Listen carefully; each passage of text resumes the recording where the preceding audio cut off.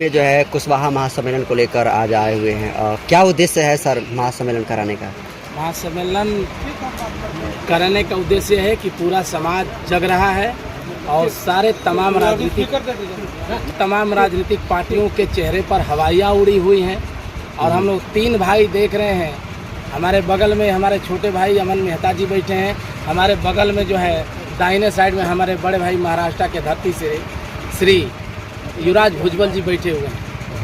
हम सम्राट अशोक के ख्याति को, विरासत को लेकर के रहेंगे, चाहे इसके लिए हमको अपना बलिदान देना पड़े, हमको अपना खून बहाना पड़े, चाहे हमको अपनी ज़िंदगी न्यौछावर करनी पड़े।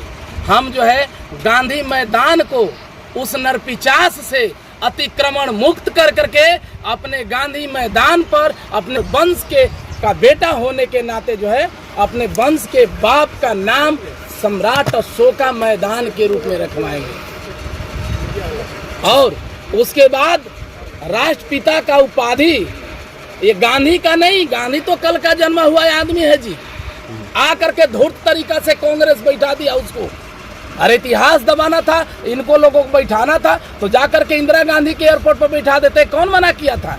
राष्ट्रपिता को आप धूर्त की संज्ञा दे रहे हैं। राष्ट्रपिता का मतलब क्या होता है? पिता वो होता है, अनपढ़ नहीं है लोग। जब ये मैसेज लोगों में जाएगा, जब पिता उसको बोलते हैं जो जन्म देता है, जो अखंड भारत को जन्म देने वाला जब चंद्रगुप्त है, तो कल का जन्मा हुआ गांधी राष्ट्रपिता कैसे हो गया?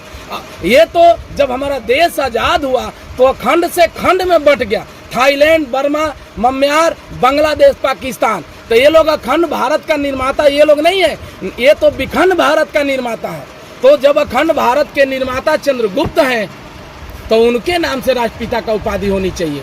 जब सारा चीज, देश का अशोक स्तंभ, देश का अशोक चक्र, देश का सबसे बड़ा जो है पुरस्कार जब सम्राट अशोक के नाम से है, तो हमको लगता है कि राष्ट्र का राष्ट्रीय पर्व भी सम्राट अशोक के नाम से होना चाहिए। लेकिन वहाँ भी गांधी को दबाया गया है, मैदान के रूप में भी गांधी को दबाया गया है और इसके बाद नोट पर भी गांधी का फोटो लगा करके अशोक स्तंभ को छोटा किया गया। हम कैसे चुपचाप बैठेंगे? हम उनके ओरिजिनल वारिस हैं और वारिस होने के नाते हमारा कर्तव्य बनता है कि चाहे जो भी हो, हम अपने हाथ में चूड़ियाँ नहीं, दोबारा तलवार उठाने के लिए मजबूर हो जाएंगे, अपना इतिहास और विरासत लेने के लिए। तो इस महासम्मेलन से कुशवाहा समाज को क्या फायदा होगा? फायदा होगा, जिस व्यक्ति का इतिहास ही नहीं रहेगा, वो देश के सर्वोच्च कुर्सी पे हिंदुत्व का राजनीति करके देखिए, देश के कुर्सी पर ब्राह्मण बैठा हुआ है, सारे बैकवर्डों को ठग करके हिंदुत्व का राजनीति करके देश के सर्वोच्च कुर्सी पर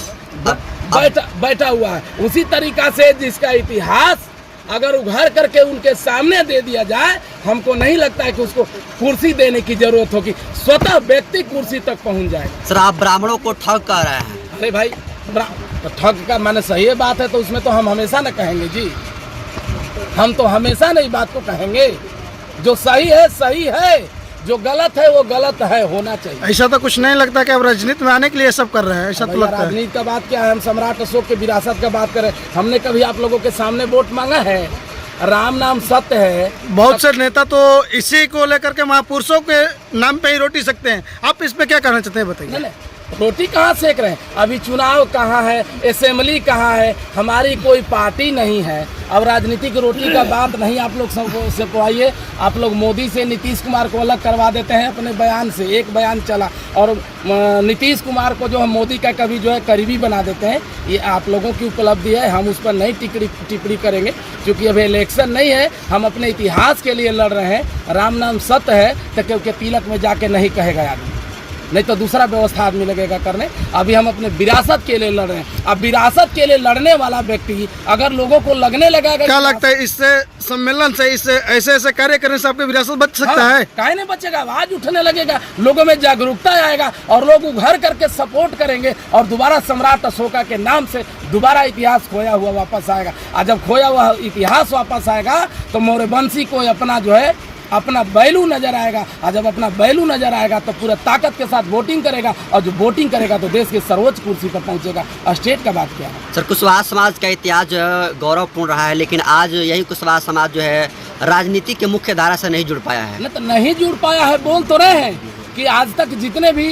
समाज के जो लोग थे वो लोग केवल जो है कुर्सी बचाओ मतलब काम कर रहे थे। हम लोगों को कुर्सी बचाओ नहीं, टीका टिप्पणी नहीं, हम लोगों को जो है अपनी विरासत बचाना है। अब विरासत बच जाएगा तो स्वतः व्यक्ति, जिस व्यक्ति का इतिहास जग जाता है वो कौम जग जाता है, और जो कौम जग गया हमको लगता नहीं है कि फिर उसको किसी चीज़ के लिए जगाना पड़ेगा। आपकी लड़ाई कहाँ तक जाएगी सर? जी, आपकी लड़ाई कहाँ तक जाएगी? हमारी लड़ाई तब तक जारी रहेगी, नवरत जारी रहेगी। जरूरत पड़ा तो नेपाल के बॉर्डर से लेकर कन्याकुमारी से लेकर के पश्चिम बंगाल तक हम लड़ाई लड़ेंगे, क्योंकि अखंड भारत के निर्माता हमारे मौर्य वंश के सबसे बड़ा प्रतापी सम्राट अशोक थे। क्या आप आने वाले समय में पार्टी ज्वाइन करेंगे? देखिए फिर वही बात, अब जब कब क्या होगा तब तक आदमी जिंदा रहेगा कि मरेगा। अभिमन भाई यानी कि आपको क्या कुल मिलाकर रही है कि कुशवाहा महासम्मेलन से हम अशोक सम्राट की घर घर में स्टैचू और इसके कार्य करना चाहते हैं कि ताकि आने वाले समय में कुशवाहा समाज से ही ये भारत अखंड जाना जाए। जी, और कुशवाहा से सम्राट अशोक को जोड़ करके आप लोग नहीं देखिए, ये विश्व सम्राट, यहाँ गोजर से लेके कौआ तक वो सारा सम्राट अशोक का वंशज है, जो इस भारत वर्ष के, अखंड भारत वर्ष के धरती पर जो रहता है, उन सारा लोग का ये भारत है। सम्राट अशोक का अशोक स्तंभ सबके लिए है, एक मुसहर से लेकर के पंडित जी तक, मुस्लिम से लेकर के यादव तक, किसी व्यक्ति विशेष के लिए नहीं है। तो इसके लिए हमारा समाज आगे जगेगा और हम आग्रह करेंगे कि भारत वर्ष का इतिहास खतरा में है, राष्ट्रीयता खतरा में है, इसलिए भारत के 99 नहीं 110% लोग आकर के भारत के इस इतिहास को और भारत के राष्ट्रीयता को बचाएं। बस निवेदन करेंगे उन लोगों से। चलिए, बहुत बहुत किसी भी धन्यवाद, जाति के लोग। बहुत बहुत धन्यवाद।